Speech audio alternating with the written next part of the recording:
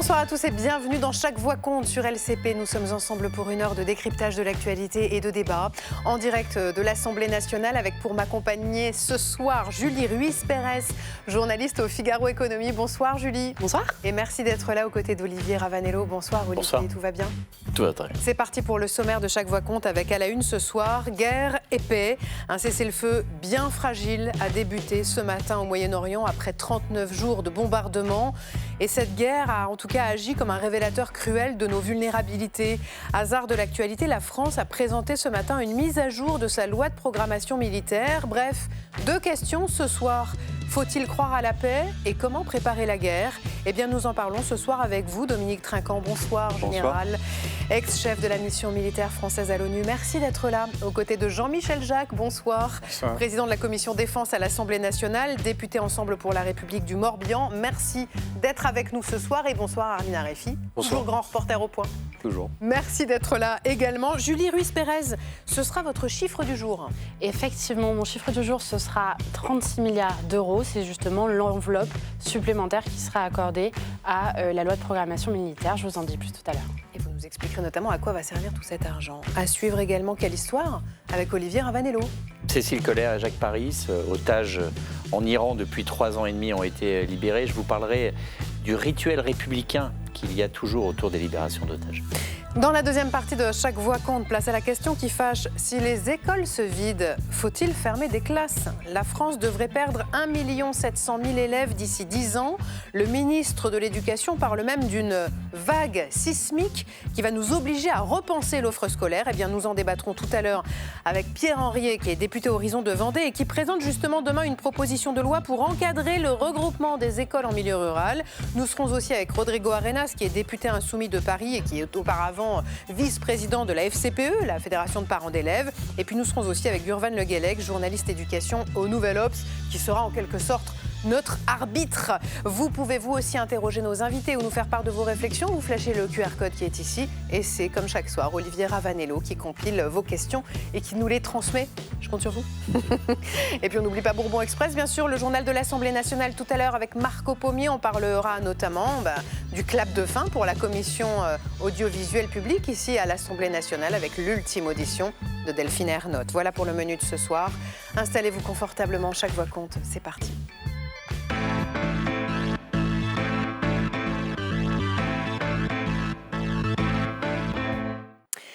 Une civilisation entière mourra ce soir pour ne plus jamais renaître.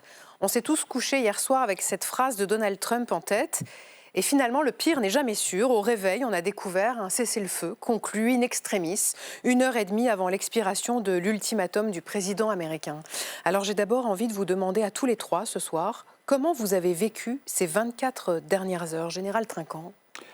Eh bien, écoutez, la stratégie du fou, comme on l'appelle, du président Trump, avec ses excès de langage absolument extraordinaires, a débouché sur un TACO. Trump always chicken out.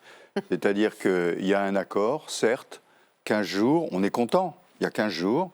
Le détroit est ouvert, je rappelle qu'il était ouvert avant le 28 février. Et maintenant, avec $1 par baril à se partager entre Oman et l'Iran, je suis surpris qu'il n'y ait pas une quote-part pour le président Trump. Donc voilà où on en est aujourd'hui. Les 10 points présentés par l'Iran sont absolument totalement inacceptables par les États-Unis. Donc on verra ce qui se passera dans les 15 jours qui viennent. Une réunion vendredi à Islamabad. J'espère, alors on parle de M. Vance, bon, qui est ce qu'il est, mais qui sera forcément mieux que M. Kouchner et M. Wilkoff, les agents immobiliers qui n'ont rien réussi à négocier avec l'Iran. Donc on va voir ce qui se passe. Mais je crois qu'on est dans une parenthèse, en fait. Et il va falloir voir si la porte de sortie qu'a ouvert M. Trump est simplement une porte de secours avec assez peu de résultats. Toujours bien avec le général Trinquant, c'est qu'au moins on pose clairement les termes du débat de la soirée. Jean-Michel Jacques, vous vous êtes couché hier soir en vous disant peut-être cette nuit l'Iran va être anéanti? Non, parce que j'ai bien compris que le président Trump souffle le chaud, le froid, et que ça ne serait pas un cessez-le-feu, mais un cessez-le-feu Un cessez-le-fou ou un cessez-le-faux? Un peu les deux. Un peu des deux. Un peu les deux. Et donc, je n'ai pas été vraiment surpris que ça finisse par... Maintenant, ce qui est inquiétant, c'est qu'on voit bien que les choses n'aboutissent pas vraiment et que là, sa position règle en rien les choses, voire même, on voit bien que la nature des opérations américaines change de cibles militaires. On est totalement maintenant sur des cibles d'infrastructures civiles. Et donc, la nature du conflit change. Et donc, c'est plutôt inquiétant. Et je ne m'attendais pas à quelque chose de magique ce matin. Oui. Armin Arefi, vous, quand vous avez vu le cessez-le-feu ce matin, vous vous êtes dit quoi? Moi, j'étais forcément soulagé, parce que là-dessus, quand un président américain, chef de la plus grande armée du monde, part d'anéantir une civilisation, aussi la mienne, car je suis franco-iranien, ça me fait extrêmement peur. Vous avez pensé à quoi hier, quand il a prononcé ces mots? Ça m'a mis terriblement en colère, parce que là, on ne rigole plus. Il s'agit quand même d'un pays de 93 millions d'habitants, de 2500 ans d'histoire. Il ne faut pas oublier que un certain nombre d'Iraniens misaient beaucoup sur l'aide du président américain que lui-même avait promise au début du mois de janvier lorsque des manifestants ont été réprimés dans le sang en Iran. Une aide qui est d'une certaine manière arrivée à la faveur de cette opération militaire, mais en réalité jamais le peuple iranien n'a été un objectif de Donald Trump. Et d'ailleurs hier, dans le cessez-le-feu, le mot peuple iranien n'apparaît pas.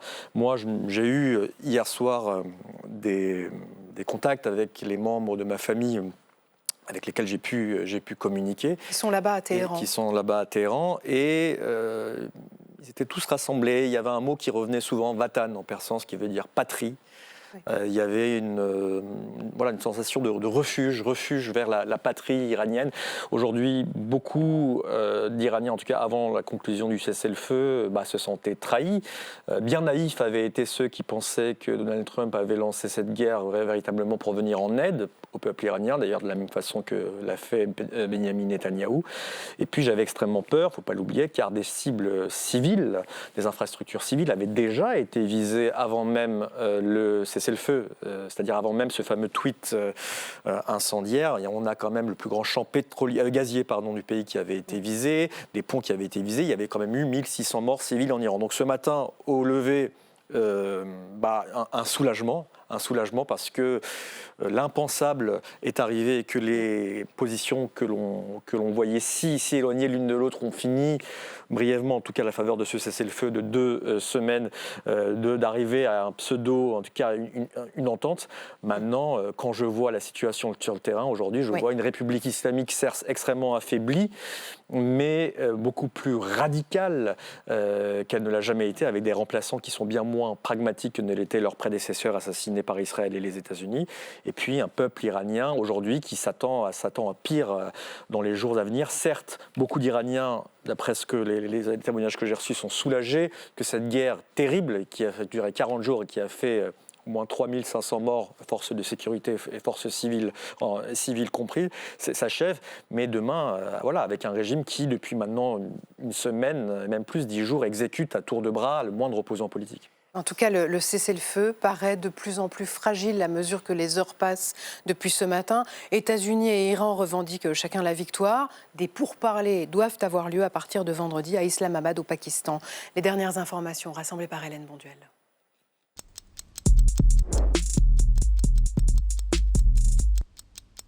Le président américain a finalement fait volte-face 1 heure avant la fin de son ultimatum. Cette nuit, Donald Trump a annoncé accepter un cessez-le-feu réciproque avec l'Iran. J'accepte de suspendre le bombardement et l'attaque contre l'Iran pour une période de 2 semaines. À Téhéran, les partisans du régime saluent une victoire, encouragée par la télévision d'État. L'ennemi a subi une défaite indéniable, historique et écrasante. Nous avons le doigt sur la gâchette et la moindre erreur de la part de l'ennemi sera punie avec toute la rigueur nécessaire. Si la plupart des pays saluent ce cessez-le-feu, tous le savent fragile. Et d'ailleurs, ce matin, au Conseil de défense, Emmanuel Macron prévient. Nous attendons que pour en effet les jours et les semaines qui viennent, ils puissent être pleinement respectés dans toute la région et permettre que des négociations se tiennent. Une interruption des hostilités, mais à quelles conditions? Une liste publiée par Téhéran fait état de 10 points, parmi lesquels le contrôle du détroit d'Ormuz, la levée de toutes les sanctions à son encontre, l'enrichissement de son uranium. Une liste démentie ce soir par Donald Trump. Il s'agit d'escrocs, de charlatans, voire pire. Seuls quelques points essentiels sont acceptables pour les États-Unis et nous les examinerons à huis clos. L'Amérique avertit, il ne cédera pas sur l'uranium. L'uranium, nous le surveillons. Nous savons ce qu'ils ont, ils y renonceront et nous l'obtiendrons. S'il le faut, nous le prendrons par tous les moyens. La trêve est fragile et elle a déjà été brisée par Israël. Elle affirme avoir mené aujourd'hui sa plus grande frappe contre le Hezbollah au Liban. Des dizaines de morts, notamment au cœur de Beyrouth, la capitale, une attaque sans précédent depuis le début de la guerre. Des négociations doivent avoir lieu vendredi au Pakistan, avec l'espoir de transformer ce cessez-le-feu fragile en accord durable. Général Trinquant, on a l'impression que le cessez-le-feu est en train de faire long feu et qu'on est dans une espèce de poker menteur désormais, avec Donald Trump qui dit ce plan en 10 points. Oui, non mais... C'est des escrocs et des charlatans. Les bases du dialogue à Islamabad ne sont pas très bien posées. Non, elles ne sont pas bien posées du tout. Tout simplement parce que, je le disais, le président Trump cherchait une porte de sortie. Donc là, il saisit ce qui lui est proposé, avec, en commençant par dire que l'accord lui convient bien et que c'est une bonne base de travail, puis après ça, en disant que ce sont des charlatans et que ça n'a rien à voir. Donc ceux qui crient victoire, à juste titre pour l'instant, c'est le gouvernement de Téhéran, parce que les points qu'ils ont présentés sont les points qui sont parfaitement acceptables par le gouvernement de Téhéran. En revanche, du côté américain, pas du tout. Il y a en plus un accroc qui commence tout de suite, et vous l'avez signalé par les frappes qu'il y a eu au Liban. La partie pakistanaise qui transmettait disait que le Liban faisait partie de l'accord. Les Israéliens, bien sûr, disent que ça ne rentre pas du tout dans l'accord. Et donc, c'est le premier accroc. On va voir ce qui va se passer, mais très honnêtement, je n'ai pas beaucoup d'espoir. La seule question qu'on peut se poser, c'est si ça dure 8 jours, 15 jours, peu importe, au bout de ces 8 ou 15 jours, comment le président Trump va se sortir de ce guêpier? Parce qu'il faut rappeler que dans 3 semaines, il doit se présenter devant le Congrès et qu'il doit avoir quelque chose à présenter. Donc s'il présente des négociations en cours, ça peut durer, des négociations en cours à huis clos, comme il dit, donc personne ne saura ce qui se passe, ça peut être quelque chose d'acceptable pour le Congrès et rassurer ses électeurs et rassurer les marchés, parce que le soulagement de ce matin, et je comprends parfaitement le soulagement de quelqu'un qui a une famille en Iran, mais aussi les marchés. D'un seul coup, les marchés en Asie ont grimpé, le pétrole s'est effondré, donc, et ça, ce sont des facteurs extrêmement importants pour le président Trump. Mais sur le fond du dossier, je ne vois pas très bien le gouvernement des Pasdaran actuellement, ça va être pire pour les Iraniens. Parce que là, ils vont vraiment régler des comptes à l'intérieur de l'Iran. Et comme vous le disiez très justement, je ne pense pas que ça a été à aucun moment le souci de M. Trump. Armin Arifi, sur ce plan en 10 points que Donald Trump qualifie d'escroquerie venue des charlatans, c'est quand même un plan qui a été présenté par l'Iran aux États-Unis, dont on a dit ce matin que les Américains l'avaient accepté comme une base de travail. Il y avait quand même des gros enjeux de discussion qui posaient problème globalement à toute la communauté internationale. On parlait tout à l'heure du contrôle du détroit d'Ormuz. On rappelle qu'avant la guerre, ce détroit, il n'était pas contrôlé. C'est une voie naturelle, c'est une voie de passage qui était ouverte. L'Iran voudrait donc, dans les négociations de paix qui se tiennent à partir de vendredi à Islamabad, obtenir le contrôle de ce détroit. C'est encore pire. L'Iran a déjà le contrôle sur le détroit depuis le 2 mars, date à laquelle ils ont bloqué le détroit. Et aujourd'hui, et durant la guerre, les Américains ont compris, Donald Trump a compris, ses généraux lui ont dit qu'il serait extrêmement difficile de reprendre par la force le contrôle de ce détroit, étant donné que s'il le faisait, il exposerait ses troupes et il y aurait des dizaines, voire des centaines de morts. C'est, je pense, et c'est ça qui est terrible aujourd'hui dans la situation actuelle. Alors l'Iran n'a pas été détruit comme le promettait Trump, mais a subi beaucoup de dégâts, beaucoup de destruction. Il a également frappé beaucoup de pays du Golfe, y compris et Israël, ainsi que les bases américaines.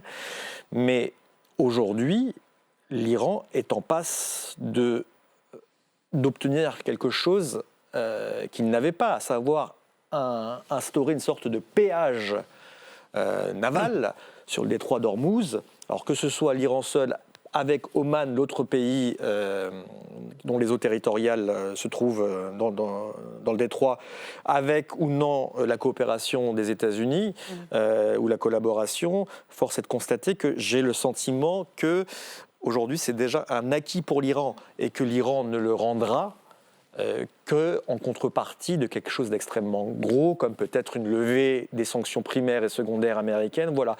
Donc, et l'acceptation de l'enrichissement de l'uranium. Ça, c'est encore autre chose. Et là-dessus, alors effectivement, moi je pense qu'aujourd'hui, c'est déjà une réalité. C'est-à-dire que le détroit, pour l'instant, aujourd'hui, est entre les mains de l'Iran et qu'aucun navire, ou alors uniquement 3 aujourd'hui, n'est prêt à prendre ce risque. Parce que grâce à une stratégie asymétrique, avec des moyens minimaux, c'est-à-dire un avertissement sur le contrôle du détroit par l'Iran et des frappes contre n'importe quel navire, ils ont réussi à paralyser cet axe stratégique.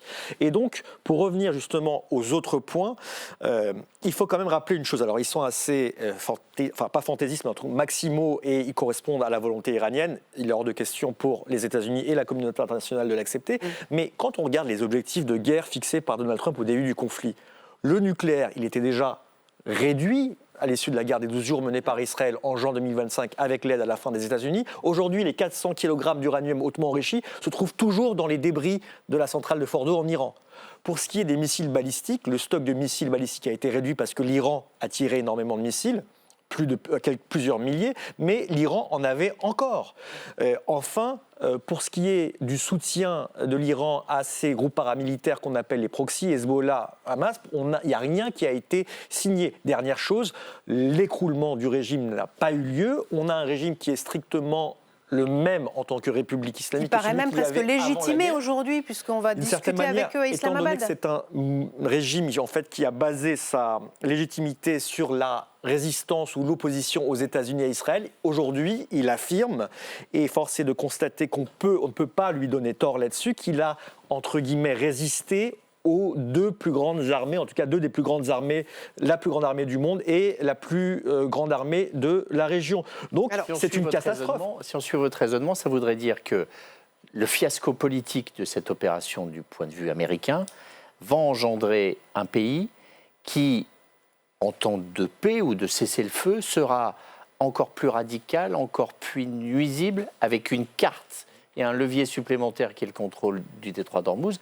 En fait, c'est pire qu'il y a un mois et demi. C'est pire qu'au début. Maintenant, il faut aussi rappeler, pour être totalement objectif, qu'on a un pays qui est en partie détruit. On a un guide suprême qui a été assassiné, qui est remplacé par son fils, dont on ignore aujourd'hui dans quel état de santé il se trouve. On a aujourd'hui, et c'est ça le vrai changement, au sein du même régime, contrairement à ce que dit Donald Trump qui parle de second régime, troisième régime, c'est strictement n'importe quoi. On a aujourd'hui l'avènement d'une république islamique militariste, celle des gardiens de la révolution, avec une façade religieuse, mais en fait qui cache la forêt des pastarans qui aujourd'hui tiennent tous les leviers du pouvoir, y compris les leviers politiques, de l'économie et du militaire, et qui vont se venger sur une partie de la population. La Maison-Blanche annonce à l'instant qu'une délégation américaine sera bien à Islamabad à partir de samedi, emmenée par J.D. Vance. Voilà, ce qui est une bonne nouvelle pour les Iraniens parce que J.D. Vance, lui, n'est pas un va-t-en-guerre et serait plus à même de négocier quelque chose d'acceptable pour les Iraniens que Witkoff et Kushner qui s'y étaient refusés. Jean-Michel Jacques, je voudrais vous soumettre le point de vue de l'ancien ministre de la Défense Jean-Yves Le Drian ce matin dans Libération. Tout est permis, plus de règles sauf le rapport de force désinhibé, l'absurdité, l'outrance, avec en toile de fond toujours les intérêts financiers. Et nous voilà réduits à constater la folie d'un homme. Voilà ce que dit l'ancien ministre des Armées, ancien ministre de la Défense, des Affaires étrangères, Jean-Yves Le Drian. Vous partagez ce point de vue ? Oui, il a raison et il faut absolument qu'on fasse le nécessaire pour ne pas être uniquement spectateur de tout ça pour et pouvoir affirmer. Oui, pour l'instant, on l'est de façon assez volontaire parce qu'on a choisi de ne pas engendrer plus de dégâts que ce qu'il n'y a.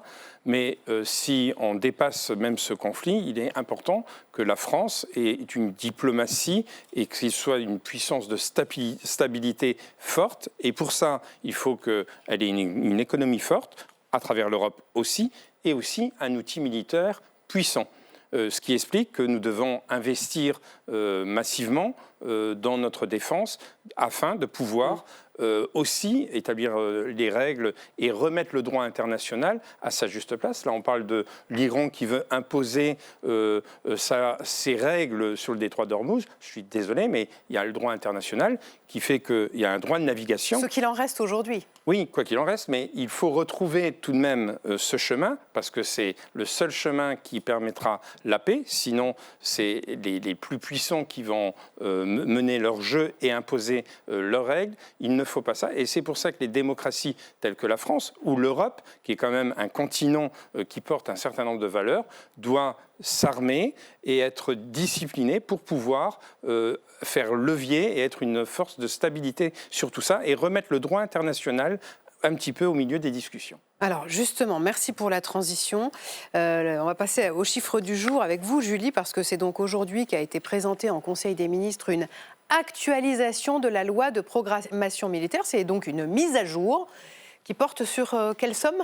Eh bien, 36 milliards d'euros, je vous le disais en introduction. Donc, c'est une augmentation de l'augmentation qui a été présentée donc, ce matin par Catherine Vautrin en Conseil des ministres. Et donc, le gouvernement espère voter cette rallonge, en fait, pour les moyens de la défense avant une date qui est un petit peu symbolique, vous allez le voir, puisque c'est le 14 juillet. Donc, 36 milliards, je vous le disais, c'est beaucoup. C'est en gros plus de 1% du PIB actuellement, donc 1% de toute la richesse produite par le pays sur un an. À quoi vont servir ces 36 milliards exactement ? Eh bien, ça va permettre notamment d'investir tout simplement, d'investir beaucoup dans les munitions. Il y a 8,5 milliards de plus pour l'achat de munitions, d'investir dans les drones, 2 milliards supplémentaires et de donner des moyens supplémentaires aussi aux outils de défense anti-drone et de défense aérienne. Mais 36 milliards, c'est une goutte d'eau quand on le compare à l'océan de la loi de programmation militaire. Je vous redonne les chiffres. Quand elle a été votée donc pour la période 2024-2030, elle prévoyait déjà 413 milliards d'euros. 413 milliards d'euros, donc 400 milliards de crédits budgétaires et 13 milliards en gros de fonds propres financés directement par le ministère des Armées. Et donc, si la nouvelle trajectoire est adoptée et respectée, le budget des armées atteindrait 76 milliards en 2030. Est-ce que ça va répondre à nos besoins ? Ça, les experts s'écharpent déjà sur la question, certains en doutent. En tout cas, moi, ce que je peux vous dire, c'est que, je vais vous donner une comparaison, donc l'Allemagne, déjà cette année, va consacrer 100 milliards à la défense. Surtout, même si la loi de programmation militaire va faire quelques sacrifices pour financer en fait ces nouveaux besoins, ces nouvelles promesses. On va abandonner des programmes qui ne marchent pas, on abandonne l'idée d'augmenter le nombre des soldats. Mais le cœur du problème reste entier, c'est le nerf de la guerre. On ne sait pas encore clairement comment va être financé le gros de cet effort. Et donc la nouvelle trajectoire prévoit par exemple plus 6,5 milliards d'euros dès l'année prochaine. Alors ça, ce sera au gouvernement d'aller couper dans le budget, trouver ça. Et on sait que le contexte budgétaire est un petit peu cauchemardesque en ce moment. Et puis après, en 2028, ce sera 8 milliards de plus à trouver, puis 9 milliards en 2029 et 2030. Et alors là, ce sera au successeur d'Emmanuel Macron. Ce sera le problème du prochain président. Exactement, de trouver la solution. D'Emmanuel Macron. Général Trinquant, est-ce que cette actualisation de la loi de programmation militaire est à la hauteur des enjeux ? Alors on peut faire toujours plus. Le problème, c'est que les finances de la France ne le permettent pas. Mais je voudrais aussi rappeler, puisque vous citiez l'Allemagne qui augmente plus, c'est que la France a commencé en 2017 à augmenter. Tous les pays d'Europe se sont réveillés en 2022, donc quasiment 5 ans plus tard. Donc la France avait pris beaucoup d'avance. Donc sur cette avance-là, on continue à augmenter pour adapter d'abord aux besoins nécessaires d'une augmentation des capacités de défense, mais aussi une adaptation dans les drones, par exemple, dans les armes anti-aériennes, les frappes dans la profondeur. On adapte tout ça. Et donc, si vous voulez, la comparaison avec les autres pays, je pense, n'est pas pertinente. D'abord parce qu'on avait commencé avant, et l'armée française est connue en Europe comme étant une armée efficace et qui est capable de faire la guerre tout de suite, ce qui n'est pas vraiment le cas des autres armées. Ça vous a étonné que dans cette actualisation de la loi de programmation militaire, il n'y ait pas d'augmentation du nombre d'hommes, d'actifs ? Non, alors là, je vais vous dire une chose, il faut qu'on réalise que nous sommes un continent en train de mourir. Notre démographie se casse la figure. Vraiment, Général Trinquant, ce soir, vous nous remontez le moral. Mais attendez, j'ai fait mon devoir, moi, avec le nombre d'enfants et de petits-enfants que j'ai, mais la France, l'Europe, globalement, se casse la figure. Alors, un territoire dont on ne parle plus du tout, la guerre en Ukraine et en Russie. En Russie, aujourd'hui, on vous dit que la Russie, d'ici 20 ans, aura perdu 25% de sa population. Vous vous imaginez ? Donc la France ne va pas augmenter les effectifs de ses armées, de l'armée professionnelle. En revanche, elle va augmenter beaucoup les réservistes. Et elle a mis en place un service militaire volontaire pour permettre progressivement de combler ces chiffres. Mais l'Allemagne veut augmenter, elle est à 180 000, elle veut monter à 250 000, eh bien, je demanderai à vérifier les chiffres dans 4 ou 5 ans. Et vous avez vu d'ailleurs ce qu'a décidé l'Allemagne dans sa dernière loi de programmation militaire. Elle va surveiller les déplacements des hommes entre 18 et 45 ans qui partent plus de 3 mois à l'étranger. Il faudra déclarer son déplacement. En Allemagne, les Allemands savent qu'il faudrait qu'ils rétablissent le service militaire obligatoire et ne le font pas parce qu'ils sont en coalition et que ça ne passera jamais au Bundestag. Donc, si vous voulez, il faut un peu regarder ailleurs pour se dire que finalement on n'est pas si mal loti que ça. On se console. Jean-Michel Jacques, il se trouve que vous avez entendu aujourd'hui avec la commission défense la ministre des Armées, Catherine Vautrin. L'enjeu, c'est bien sûr de savoir où est-ce qu'on va trouver cet argent. Ça reste toujours le nerf de la guerre, quelle qu'elle soit cette guerre. Est-ce qu'on va trouver l'argent nécessaire, y compris ce qui avait été budgété dans le projet de loi de finances pour 2026, avant le 14 juillet. Oui, je pense qu'on va réussir. Pourquoi ? Parce qu'il y a un consensus assez large au niveau politique pour le faire. Ici même à l'Assemblée nationale. Ici, à l'Assemblée nationale, au sein de ma commission de la Défense, à part, disons, les insoumis qui, en tout cas la dernière fois, n'ont pas voté la loi de programmation militaire, les communistes par rapport à la dissuasion et le fait qu'ils pensent que s'armer c'est forcément pour aller faire la guerre, alors que s'armer ce n'est pas pour faire la guerre, mais c'est justement pour dissuader l'autre de faire la guerre ou pour préparer la paix, ou faire respecter, comme on le disait tout à l'heure, le droit international et un certain nombre de valeurs. Mais si on enlève ces deux cas-là, les Verts sont à cheval, la moitié vote pour, la moitié contre, mais tout le reste de l'hémicycle est plutôt pour. Donc ça veut dire qu'on peut trouver et qu'on trouvera les moyens financiers pour le faire, sachant que les députés, dans leur grande majorité, sont conscients des menaces qui pèsent sur la France. Il ne faut jamais l'oublier. Nous ne sommes pas en guerre, mais nous ne sommes plus vraiment en paix, parce que ne serait-ce que dans le monde immatériel, nous sommes déjà en guerre. Guerre informationnelle, déstabilisation sur le plan numérique. Et à ça, d'ailleurs, vous pouvez ajouter aussi un certain nombre parfois de sabotages qui se font aussi, qui sont documentés, où, vous savez, ces fameuses survols de drones sur des installations sensibles.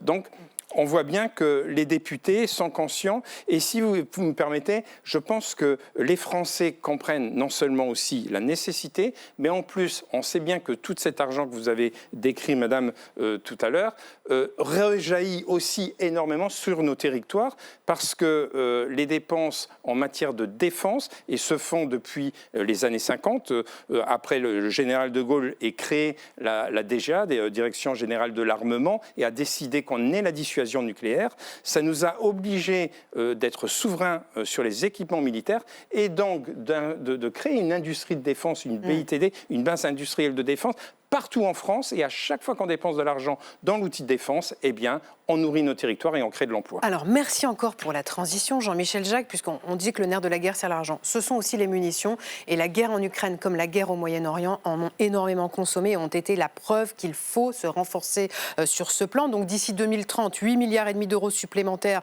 consacrés à l'acquisition de munitions. Il faudra que l'industrie suive cette cadence. Regardez, certains sont déjà prêts. Reportage de Clément Perroux et Eva Billion avec Pierre-Yves de Héninck.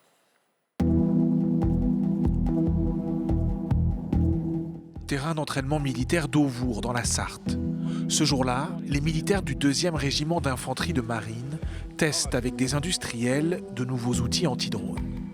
Exemple avec cet équipement pour fantassins, composé d'abord d'une montre qui détecte la menace. Le plus important, c'est la vibration de la montre, qui permet, même dans une phase de combat, d'alerter le chef de groupe ou le porteur de la montre pour lui dire « Attention, on détecte une fréquence magnétique, quelqu'un serait en train d'exploiter un drone ».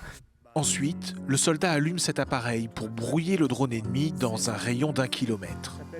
Si l'armée s'intéresse de près à ces équipements, c'est parce que les drones ont pris une place considérable dans les conflits modernes. Les militaires doivent s'adapter et s'équiper. On est très demandeur parce qu'on se rend compte avec le conflit russo-ukrainien qu'on a une explosion de l'emploi de ces systèmes-là qui commence à prendre une part considérable dans le nombre de pertes occasionnées sur le conflit. Donc il faut qu'on soit capable, nous, de faire la même chose et de lutter, nous aussi, contre la menace drone. Cette lutte est justement une priorité de la loi de programmation militaire, avec une urgence, les munitions anti-drones. Du terrain au bureau de conception. À Paris, la start-up Égide développe un missile anti-drone dernière génération. Ça va ressembler à des petites fusées, comme ça, donc avec une forme allongée, des moteurs électriques qui vont en assurer la propulsion. Ça fera 1 mètre de haut et ça évolue entre 400 et 600 km/h. Ces missiles électriques sont très adaptés contre les drones de type Shahed, massivement utilisés par l'Iran et la Russie. Leur point fort, le prix, 50 000 € l'unité, c'est 10% du prix d'un missile traditionnel à poudre. Typiquement le matériel susceptible d'intéresser l'armée française. Dans cette entreprise, on espère que la loi de programmation militaire débouchera sur des commandes publiques. Aujourd'hui, c'est une condition sine qua non qui sera le signal qui nous permettra, nous, de démarrer notre industrialisation. Si les commandes publiques se réalisent, l'industrialisation pourra intervenir rapidement dans l'Essonne, près de l'ancien aérodrome de Brétigny-sur-Orge. Bon, l'urgence, c'est d'industrialiser une volonté politique, Dominique Trinquant. Oui, tout à fait. Et l'exemple des drones est très intéressant parce que, en fait, il y a 6 ou 7 ans, on n'y pensait pas du tout. Les premières guerres, c'est l'Azerbaïdjan qui a battu l'Arménie grâce aux drones. Et depuis 4 ans, la guerre en Ukraine, ça a avancé à une vitesse incroyable. Ça a changé le visage de la guerre. L'Ukraine, malheureusement, c'est difficile à dire, mais c'est un laboratoire. Et on apprend la guerre qu'à la guerre. Et donc, à la guerre, en Ukraine, on apprend et ça évolue très vite. Et le sujet des drones, c'est qu'il ne s'agit pas d'avoir des centaines de milliers de drones prêts. Il faut avoir une capacité d'industrialisation. Parce que tous les 4 mois, tous les 6 mois, les drones évoluent. Donc, ce n'est pas la peine d'en avoir des milliers en stock. C'est pour ça aussi qu'on abandonne dans l'actualisation de la loi de programmation militaire. Alors, c'est l'Eurodrone qui est une vieille baderne là, qui traînait. Non, mais ça correspond aux premières recherches sur les drones et où, en fait, on s'est un petit peu planté sur le sujet, en dehors du fait que, comme c'est un sujet européen, c'est toujours beaucoup plus compliqué. Mais là, on a des start-up absolument extraordinaires qui vous développent des choses et très en relation avec ce qui se passe en Ukraine. Ils ont tout de suite les informations et sont capables d'adapter leur système. Il y a une réactivité, Jean-Michel Jacques, qui fait qu'on va réussir à rattraper le retard accumulé sur ce sujet des munitions, des drones. En tout cas, il faut qu'on stimule cette réactivité. En tout cas, on a le savoir-faire. On a les compétences en France pour le faire. Et on le voit bien que ce qui se passe, c'est que le modèle de base industrielle de défense commence à changer aussi. On avait avant de gros navires industriels qui emportaient beaucoup de marchés. Mais là, on voit bien qu'il y a l'émergence de nouvelles technologies. Et celui qui réussit, c'est aussi celui qui va vite et qui va fort. Et bien souvent... Mais qui devra quand même avoir les reins solides. C'est ça. Et c'est là qu'on doit aussi, et à travers la loi de programmation militaire, en tout cas la politique déployée par le ministère des Armées, c'est pouvoir accompagner les gens qui investissent dans ce domaine, alors que ce soit dans l'innovation, mais aussi dans l'industrialisation, comme on peut le faire pour les munitions, pour pouvoir justement dépenser ces 8,5 milliards d'euros supplémentaires, que notre outil industriel puisse se mettre en route. Et pour ça, eh bien, il y a un accompagnement fait, mais on a tout pour réussir en France et nous devons tout simplement pousser pour que ça se fasse. Bon, vous avez bon espoir. Juste un sujet sur les munitions. Alors, ma longue carrière militaire m'amène à vous dire qu'il y a déjà 40 ans, on n'avait pas assez de munitions. On cachait le nombre d'obus parce que, en fait, on en avait pour s'entraîner et pas beaucoup en stock. Aujourd'hui, c'est plus possible. On s'est bien aperçu avec les obus d'artillerie simplement en Ukraine qu'il fallait, en avoir 3 millions par an et on n'était pas capable. Bon, on est en train de remettre tout ça en route pour avoir une capacité d'industrialisation, y compris en faisant rentrer des sociétés civiles, comme Renault par exemple, qui va mettre en place une capacité de production de drones. Mais ça, pardon. Non, j'allais juste ajouter qu'après aujourd'hui, il y a encore des données sur les munitions qui sont confidentielles. Secret défense, effectivement, mais c'est plus stratégique. Oui, non, mais c'est normal que ce soit pas... Dans ma circonscription, j'ai une fonderie qui faisait des pièces automobiles pour Renault. Renault a délocalisé.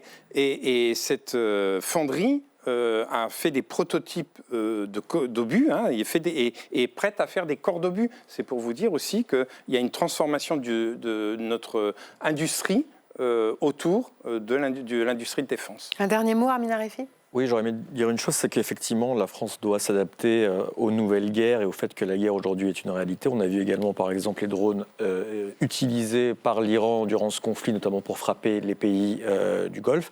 Maintenant, la France, pour que sa voix porte aussi diplomatiquement, doit être forte au niveau de sa puissance. Mais vous parliez tout à l'heure justement du droit international et des valeurs que défend la France. Il ne faut pas quand même oublier que dans cette guerre, dans ce conflit, la France a une position assez illisible. C'est-à-dire qu'elle a souligné dès le départ que la guerre menée par les États-Unis et Israël violait le droit international d'un État souverain. Quand bien quelques régimes islamiques, que soit la République islamique, ça reste un État souverain et donc qui a vu son territoire être violé pour des motifs, il faut aussi le dire, fallacieux, parce qu'il n'y avait pas de menace directe liée ni au nucléaire ni au balistique. Et par la suite, la France a quelque peu s'est détachée de la position américaine, a refusé de s'engager pour ouvrir par la force le détroit d'Ormuz et a refusé également de s'engager dans un conflit alors que l'un de nos soldats avait été tué par un drone justement envoyé par des milices pro-israéliennes. Ce que je veux dire par là, c'est qu'il ne faudrait pas qu'il y ait de deux poids, deux mesures, ce que beaucoup de pays aujourd'hui nous reprochent de faire, par exemple en soulignant cette contradiction entre l'aide qu'on apporte à l'Ukraine et parfois un droit international à la carte pour d'autres pays qui ne sont pas nos alliés. Beyrouth demande ce soir aux amis du Liban d'intervenir. La France fait partie des amis du Liban. D'un mot, Dominique Trinquant. Complètement. J'ai commandé un bataillon là-bas. Je connais bien le Liban. Et la stratégie israélienne qui consiste à occuper le sud du Liban, ça fait 3 fois au moins qu'il y a des allers-retours entre Israël et le sud du Liban, est une erreur. Le gouvernement libanais a décidé de combattre le Hezbollah militaire. Il eût mieux valu se coordonner entre Libanais et Israéliens pour réduire la menace du Hezbollah. Merci à tous les trois d'être venus ce soir dans Chaque Voix compte pour parler de ce sujet. On reparlera bien sûr de la loi de programmation militaire qui va arriver en examen à l'Assemblée nationale, si le gouvernement espère un vote avant le 14 juillet. Merci vraiment à tous les trois. Dans un instant, on va passer à la question qui fâche, on va parler de l'école. Mais d'abord, c'est Olivier Ravanello. Et c'est quelle histoire ?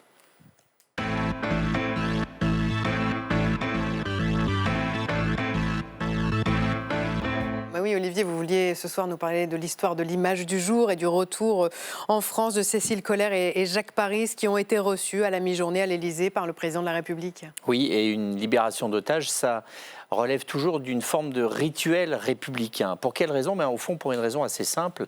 Ces personnes civiles qui se retrouvent capturées, emprisonnées, maltraitées, parfois torturées, le sont pour une seule et unique raison. C'est ce qu'il y a écrit sur leur passeport, c'est leur nationalité. Ça n'est pas parce qu'ils ont fait qu'ils sont otages, c'est parce qu'ils sont français, aussi simplement que ça. Et là-dessus, la lucidité cet après-midi de Jacques Paris était assez frappante. Le fait que nous étions des otages d'État, nous avons été traités dans des conditions extrêmement difficiles. On peut même dire que nos conditions de détention étaient inhumaines. Alors chacun gère sa captivité et sa libération de manière différente. La captivité, c'est un peu l'épreuve du feu. Certains en ressortent brisés, d'autres galvanisés, justement, parce qu'ils s'en sont sortis et qu'ils sont à nouveau libres. Regardez les images de nos deux confrères, Hervé Guéquière et Stéphane Taponi, au moment de leur libération, sur le tarmac de Villacoublay, de retour d'Afghanistan, le poing levé, pour dire on est toujours là et on va continuer notre métier d'informer. Il faut savoir qu'au moment de cette libération, l'histoire ne s'arrête pas pour eux. Il va y avoir un long moment de débrief, notamment par les services secrets français, parce que la plupart du temps, ces otages sont capturés par des groupes qui sont les ennemis de la France, dans des terrains de guerre, qui sont des terrains difficiles d'accès. Et donc, ce qu'ils ont vu, ce qu'ils ont entendu, sont des informations cruciales pour la défense française. Et donc, il faut leur refaire raconter cette histoire, même si parfois c'est douloureux, pour pouvoir recueillir l'ensemble de ces informations. Dans ce rituel, il y a assez souvent le Falcon de la République qui est allé chercher ses otages, ou alors un hélicoptère de l'armée. Les plus hautes autorités sont là pour les accueillir. Président de la République, ministre des Affaires étrangères. Là, c'est lors de la libération de nos 4 confrères qui étaient retenus par Daesh en Syrie. Il y a leur famille aussi. Que fait la République dans ce moment-là ? En fait, ce que fait la République, c'est qu'elle accueille, elle recueille ceux qui ont été capturés et au fond, elle demande pardon. Elle leur dit qu'ils n'ont pas été oubliés, que tout a été fait pour obtenir leur libération. Écoutez à ce sujet ce que disait ce même François Hollande lorsqu'il a accueilli d'autres otages qui, cette fois-ci, revenaient du Niger. C'était en 2013 et il résumait très bien les choses. Je veux également m'adresser aux familles des otages qui sont encore retenus et aussi à vous dire que nous devons tout faire pour obtenir leur libération. Et ce qui suppose discrétion et solidarité.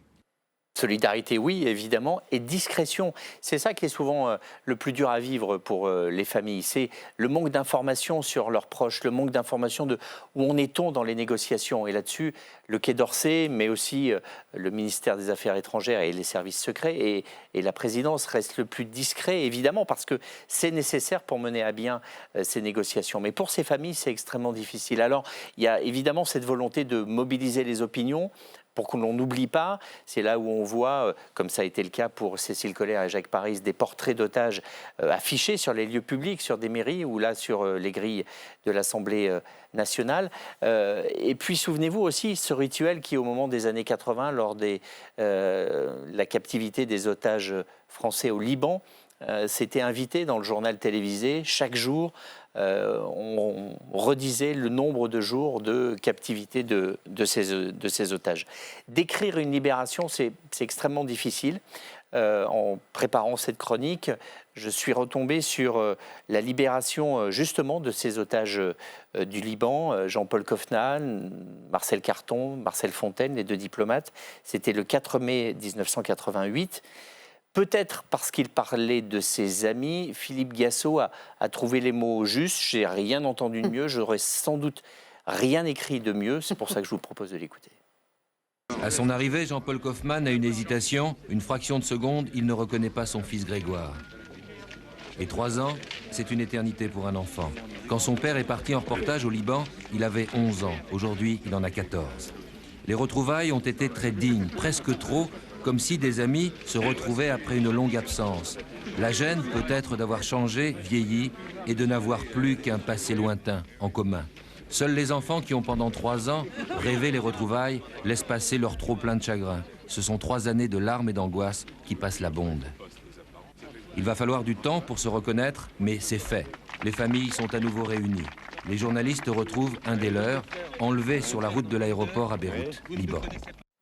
Et ça, ne pas reconnaître un fils à sa libération, c'est évidemment quelque chose qu'aucun rituel républicain ne pourra jamais réparer.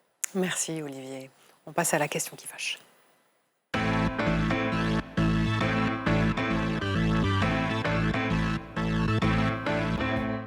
Une vague sismique, ce sont les mots employés ce matin par le ministre de l'Éducation, Édouard Geoffray, pour évoquer le fait que d'ici 10 ans, il y aura 1 700 000 élèves en moins à l'école. Ça tombe sous le sens, en fait, les bébés que nous ne faisons pas aujourd'hui n'iront pas à l'école demain. Alors comment l'école doit-elle s'adapter à ces petites chaises vides? Eh bien, on va essayer d'y répondre avec vous. Pierre Henriet, bonsoir. Bonsoir. Député Horizon de Vendée, merci d'être là aux côtés de Rodrigo Arenas. Bonsoir. Bonsoir. Député La France Insoumise de Paris, ex-vice-président de la FCPE, la Fédération de parents d'élèves. Et nous sommes aussi avec Gurvan Le Guellec, qui est journaliste au Nouvel Obs en charge de la rubrique éducation. Il va être un peu l'arbitre de vos débats. Je compte sur vous, Gurvan. C'est Yohann Dellera qui vous pose la question qui fâche. Regardez. Dans cette école parisienne, une classe de maternelle et une autre de primaire devraient fermer à la rentrée prochaine. Incompréhensible pour les parents d'élèves. Il y a parfois des classes qui sont suroccupées, où on a beaucoup plus d'élèves que d'enseignants ou d'encadrants. Et c'est des mesures qu'on ne comprend pas. Et je pense que ça dessert en fait la qualité de l'enseignement pour nos enfants. Au total, 172 classes pourraient disparaître rien que dans l'Académie de Paris. En cause, la baisse de la natalité. Le nombre d'élèves dans la capitale pourrait chuter de 30% d'ici 2035. Si le nombre d'élèves par classe devient trop faible, il y a un moment où les considérations économiques doivent être prises en compte. Non, au contraire, il y a moins d'enfants, tant mieux. Ça fait moins d'enfants par classe et ça fait plus de facilité d'apprentissage. C'est plus facile à gérer pour les instituts. Si elles entendent l'argument démographique, les associations de parents d'élèves se mobilisent pour éviter la fermeture des 2 classes. Une décision qui ne prend pas en compte la spécificité de l'école. Elle accueille 29 élèves en situation de handicap qui nécessitent un suivi renforcé. Pourquoi notre école qui a des vraies spécificités est impactée plus que d'autres qui sont peut-être moins en besoin que nous. On a l'impression que vraiment ils prennent des chiffres sur un tableur Excel et voilà, ils se disent bon bah là, hop, on coupe et puis ça va pas plus loin que ça. Un manque de transparence derrière la réalité implacable des chiffres. Avec le recul de la natalité, la France devrait perdre près d'1 700 000 élèves en 2035, quasiment 14% de moins sur 10 ans. Je pense qu'il va falloir que collectivement, on arrive à sortir d'un déni démographique. Entre un élève qui est aujourd'hui en petite section maternelle et un élève qui passe le baccalauréat, il y a juste 25% de naissances en moins. Ça veut dire qu'on perd une génération tous les 4 ans. Pour coller à la trajectoire démographique, le gouvernement veut diminuer graduellement le nombre de classes en France, à commencer par la rentrée prochaine. Selon un syndicat d'enseignants, rien que dans le primaire, 3 à 4 000 classes vont bientôt disparaître. Ce qui nous amène à la question qui fâche, la chute de la démographie justifie-t-elle à elle seule de fermer des classes par milliers? Pierre Henriet, est-ce que ça justifie de fermer des classes, de ne pas être dans le déni démographique, comme le dit le ministre de l'Éducation, et en même temps de s'adapter aussi à cette baisse de la natalité qui va faire que 1 700 000 élèves ne seront pas à l'école dans 10 ans? Effectivement, je crois qu'aujourd'hui, on fait le constat que cette démographie est structurelle et pénalise fortement le maillage territorial de nos écoles. Pour autant, quand on voit le nombre de fermetures de postes et de classes, elle est bien moindre par rapport à la baisse beaucoup plus importante du nombre d'élèves. Et moi, ce que je constate, c'est qu'entre 2014 et aujourd'hui, on a eu un taux d'encadrement qui s'est amélioré. On est passé de 21 élèves par enseignant à seulement 19 élèves par enseignant. Et donc, alors, en vérité... Le problème des moyennes, c'est qu'elles ne concernent personne. Et que... Et tout le monde en même temps. On a tous des enfants autour de nous, il n'y en a pas un qui est dans une classe à 19 élèves, je crois. C'est-à-dire cette réalité des classes à 20 élèves... Quand il y a une moyenne, ça veut dire qu'il y en a au moins 50%, en tout cas une médiane, il y a au moins 50% qui sont en dessous et 50% au-dessus. La moyenne, ce n'est pas la médiane, attention. Oui. Mais ce que je veux dire, c'est qu'il y a beaucoup de parents qui ne constatent pas une baisse du nombre d'élèves dans les classes aujourd'hui. Et c'est normal, on se focalise seulement sur les fermetures. Là où, évidemment, quand il y a des maintiens de poste, malgré une baisse du nombre d'élèves, là, forcément, personne ne dit rien et pourtant, la qualité d'encadrement s'améliore. Donc, ce qu'il faut regarder, c'est quand même au niveau global, puisque là, il s'agit d'une politique globale. Après, c'est sûr que par école, et au vu notamment dans les territoires ruraux, du nombre d'écoles avec seulement 2 classes, parfois une classe unique, là, effectivement, le sujet devient de plus en plus compliqué et je comprends l'ensemble des parents d'élèves qui s'offusquent, à juste titre sans doute, des fermetures de classes. Rodrigo Arenas, on l'a tous vu venir, cette vague sismique. Elle est aujourd'hui chiffrée, mais on se doutait bien qu'avec la baisse de la natalité, il y aurait un moment une baisse des élèves à l'école. Qu'est-ce que vous préconisez? Écoutez, moi j'y vois au contraire un tsunami d'opportunités. Il y a aujourd'hui un un réel besoin de prendre soin des enfants, notamment à la sortie du Covid et avec l'arrivée d'une technologie qui s'appelle les outils numériques qui met à mal psychiquement les enfants et qui a besoin d'une attention supplémentaire. On a, et ça va peut-être vous étonner que je vous dise ça, mais quand j'étais ancien dirigeant associatif de parents d'élèves, nous avons salué par exemple le dédoublement des CP, CE1, notamment dans les REP et REP+. Nous avons considéré à l'époque qu'il fallait l'étendre au-delà de ces considérations des catégories socio-professionnelles des parents, parce que tous les enfants avaient besoin de cette attention des adultes. Et nous pensons, en tout cas moi je pense, qu'au contraire, nous avons une opportunité non seulement de dédoubler les classes avec davantage d'enseignants pour les élèves, donc de diminuer les effectifs. Pourquoi pas de renouveler ces expériences qui sont fructueuses, souvent évidemment sous l'autorité d'un chef d'établissement et d'un rectorat, de mettre 2 adultes dans une classe, parce que sortir de l'isolement d'un enseignant quand c'est difficile de gérer une classe, notamment quand vous avez des enfants à besoins particuliers et que les AESH viennent à manquer, eh bien avoir 2 adultes, ça permet justement de souffler pendant la journée. C'est une opportunité que nous avons là-dessus. Et vous savez, en réalité, les chiffres sont têtus et au-delà des moyennes, mais il y a des moyennes qui existent. La France n'est pas une bonne élève. La moyenne des pays de l'OCDE, c'est, on va dire, 6 profs pour 100 élèves. Et en France, nous sommes à 8. Donc la marge augmente. Et ce que Édouard Geffray ne dit pas, c'est qu'il ne tient pas compte notamment des enseignants qui vont partir à la retraite et qui nécessitent d'être remplacés. Et donc dans les chiffres qu'il annonce, ils sont en trompe-l'œil concrètement dans les faits que lui-même établit. Dans l'interview qu'il accorde ce matin à nos confrères du Parisien aujourd'hui en France, la question lui est posée sur les suppressions, sur le départ à la retraite de 300 000, c'est ce qui est chiffré, 300 000 enseignants à la retraite d'ici 5 ans. C'est ça. Ça aussi, ça fait partie de l'équation. Ça veut dire que quand il annonce avec ces mots une vague sismique qui permet de justifier des fermetures de classes, donc finalement d'utiliser cette opportunité de baisse démographique pour finalement garder un statu quo d'encadrement, eh bien il ne tient pas compte de cette évolution sur le temps long, donc il compare des chiffres sur le temps long sans tenir compte de ce qui va arriver sur le temps long, qui sont notamment les départs à la retraite. Pour le coup, bon, il n'est pas là pour s'en défendre, mais il dit clairement il faut se poser autour d'une table, réfléchir à ce que doit être l'offre scolaire sur le territoire à long terme. C'est une question qu'on ne s'est jamais complètement posée. Ce n'est pas exact. Cette question a déjà été posée depuis de nombreuses années. Cet effet ciseau qui aujourd'hui est mis en œuvre date de plus de 10 ans. D'ailleurs, vous allez avoir Guevin Le Guellec qui a eu à l'époque le monopole, on va dire, l'exclusivité d'un sondage que nous avions fait avec la FCPE, avec le journal dans lequel il est journaliste, qui déjà posait cette question-là et déjà mettait en place les stratégies des parents pour faire en sorte de mettre leurs enfants dans les meilleures conditions pour s'offrir un avenir. Donc moi, je pense au contraire que l'annonce qui est faite n'est pas de nature à rassurer les parents, elle n'est pas de nature à rassurer notamment la difficulté des enseignants à faire leur métier aujourd'hui qui est extrêmement précarisé. Et d'ailleurs, ça marque aussi le fait qu'il ne croit pas, en tout cas le ministre, le président de la République, quand il parle de réarmement démographique. Et lui, il anticipe au fait que ce réarmement n'aura pas lieu. Et donc, il anticipe le fait qu'il n'y aura pas davantage d'enfants en France. Et je pense que c'est une erreur, notamment au regard de la situation géopolitique, parce que la France va accueillir notamment ce qu'on appelle des réfugiés climatiques. C'est une évidence. Et nous serons très heureux de les accueillir en France.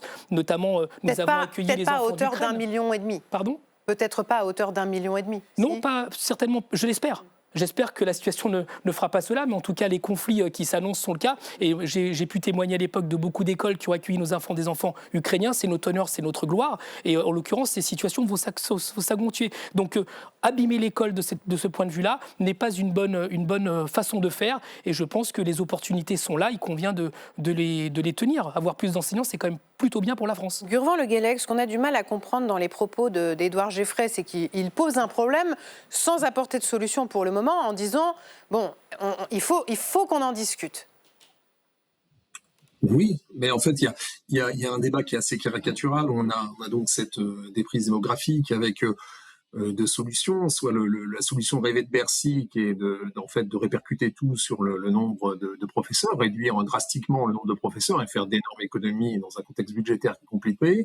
Et puis la solution idéale de Rodrigo Arenas ou des syndicats enseignants, qui serait de dire on garde le même nombre d'enseignants, mais on réduit drastiquement le nombre d'élèves par classe, on fait aussi plus d'accompagnement, plus de remplacement. Et évidemment, la solution, c'est simplement, en fait, ça sera ni la première option ni la deuxième. On sera plutôt sur un curseur, on va essayer de trouver un équilibre entre les deux. Mais moi, ce qui m'intéresse et forcément, il faut essayer de trouver une position médiane, je pense quand même. Et ce qui m'intéresse, qui n'a pas été évoqué, c'est qu'il y a une deuxième question derrière. C'est un peu un sujet tiroir. Et ce qui est intéressant dans ce que dit Édouard Geffray, c'est qu'on va peut-être inverser la logique et regarder d'abord les besoins des territoires avant avant de décider des effectifs qui seront donc envoyés sur chaque pays, parce que la France est quand même le système scolaire français se singularise par ses énormes inégalités sociales et territoriales, et les effectifs. Là, on parle de moyenne globale France. Mais on a vu un reportage à Paris. Alors c'est vrai qu'à Paris, il y a une énorme chute de la démographie qui a déjà commencé depuis 10 ans. Paris et qui va perdre continuer. 30% de ses élèves d'ici 10 ans. Voilà. Mais en même temps, à Paris, il n'y a eu que 13% de diminution des classes, alors vous aviez déjà 22% de diminution des effectifs. C'est-à-dire qu'on a fait un effort pour atténuer, et en même temps, en Seine-Saint-Denis, que connaît très bien Rodrigo Arenas, en Seine-Saint-Denis, la population est restée stable depuis 10 ans, et par contre, là, on a diminué les classes de 5%. C'est-à-dire qu'on est allé prendre des moyens en Seine-Saint-Denis pour essayer d'amortir un peu la baisse démographique à Paris. Et ça s'est fait un peu en douce. Et je pense que se mettre autour d'une table, mettre les chiffres territoire par territoire, secteur aussi secondaire, primaire, privé, public, et regarder comment tout ça évolue, c'est plutôt sain, au lieu de baisser les effectifs de manière un peu homogène et de reproduire, voire d'accentuer les inégalités qui, on le sait tous, sont extrêmement fortes dans notre système scolaire. Gurvan Le Guellec le disait, Paris va perdre 30% de ses élèves d'ici 10 ans, mais Nice seulement 12%. Donc ce qu'on comprend, c'est que qu'on soit en ville ou à la campagne, aucune solution ne pourra être nationale. Et il se trouve que vous êtes l'auteur d'une proposition de loi qui sera présentée demain et qui vise à encadrer les regroupements pédagogiques intercommunaux pour garantir l'égalité d'accès à l'école en milieu rural. RPI. Rappelez-nous d'abord comment fonctionnent les RPI pour ceux qui ne vivent pas à la campagne. Alors il y a deux types de RPI, ceux qui sont mutualisés de manière où les communes transfèrent la compétence au niveau de l'intercommunalité. Et à ce moment-là, on appelle ça des RPI institutionnels. Et puis il y a les RPI qui là sont la volonté des communes, de 2, 3 communes, parfois plus. Qui ne sont pas forcément dans une intercommunalité, mais qui décident d'avoir une école en commun. C'est ça, exactement. Et donc, l'objectif, puisqu'en fait, aujourd'hui, le Code de l'éducation ne reconnaît pas les regroupements pédagogiques intercommunaux, il n'y a rien dans la loi qui encadre. Et donc, l'objectif, c'est de pouvoir définir les RPI, à la fois les conventions entre les collectivités, parce qu'en fait, de plus en plus, au vu des tensions de la démographie scolaire, eh bien, vous avez une compétition entre maires ruraux pour essayer d'inscrire son élève dans son école plutôt que dans l'école voisine. Cette compétition, elle n'est pas saine. Et puis, de plus en plus de contentieux sur le financement aussi des communes, de la dotation forfaitaire. Et donc, l'objectif, c'est de pouvoir donner un cadre clair, éviter aussi cette compétition et plutôt être dans la coopération, que l'ensemble des élus puissent travailler en commun sur une définition du maillage territorial. Rodrigo Arenas, vous votez pour cette proposition de loi ? En fait, vous voyez, dans l'argumentation que vient faire mon collègue, il y a les deux pendants. Il y a celui des regroupements qui sont pour des raisons économiques, parce que les collectivités territoriales, les mairies en l'occurrence, n'ont pas les moyens de maintenir une école, et celles qui le font parce que c'est une orientation éducative et pédagogique, parce que ça correspond à un projet territorial. C'est le cas des cités éducatives, par exemple, qui sont au milieu urbain, dans lequel vous coopérez avec un pilotage du collège jusqu'en maternelle, sur un projet éducatif, sur un bassin.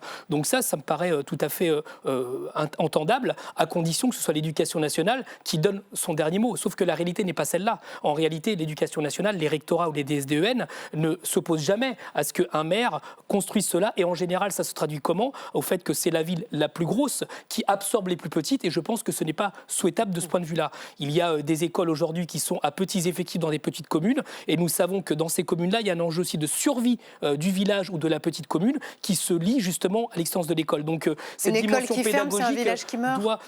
Pardon ? Une école qui ferme, c'est un village qui meurt ? En tout cas, c'est ce qui est entendu culturellement dans notre pays, c'est-à-dire que quand il n'y a pas d'école, il n'y a pas d'enfants. Et donc, il n'y a pas d'enfants, il n'y a pas d'investissement sur l'avenir, et donc on n'a pas cette perspective sur le temps long. Donc oui, c'est une réalité, j'ai envie de dire, d'investissement dans une commune, et aussi d'investissement des élus. Parce que quand vous êtes maire d'une commune, vous savez qu'elle va plus ou moins disparaître parce qu'il n'y a plus d'enfants, bon, le cœur à l'ouvrage est un peu moindre, et un maire ne se résume pas à organiser les lagages des propriétés. C'est quelque chose de sérieux, la politique. En tout cas, je le pense, notamment dans les petites communes qui doivent aujourd'hui aujourd'hui être générés. Mais en tout cas, qu'elle se soit dans le cadre des RPI, qui à mon sens doit être une motivation éducative et pédagogique et pas pour gérer le manque de ressources, il y a une question centrale qui n'est pas réglée dans cette situation, que le problème numéro 1 de l'éducation nationale et qui ne sera pas réglé, qui sera accentué par l'orientation actuelle, qui sont les absences non remplacées.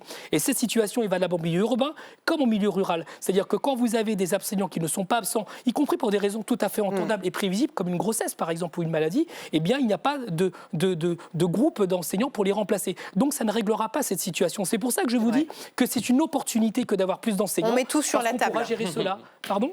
On met tout sur la table. Première réunion avec les syndicats le 21 avril. C'est déjà à l'agenda, donc on aura évidemment l'occasion d'en reparler.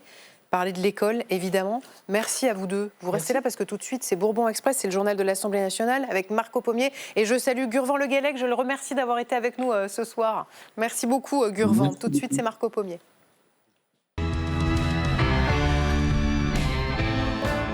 Bonsoir Marco. Bonsoir Adeline. ABCDE, on retourne pas à l'école. Là, on va parler du Nutri-Score. ABCDE, c'est les lettres du Nutri-Score. Et il se trouve qu'il y a une proposition de loi transpartisane qui veut rendre l'affichage du Nutri-Score obligatoire sur tous les produits alimentaires. Oui, vous l'avez déjà forcément vu en faisant vos courses.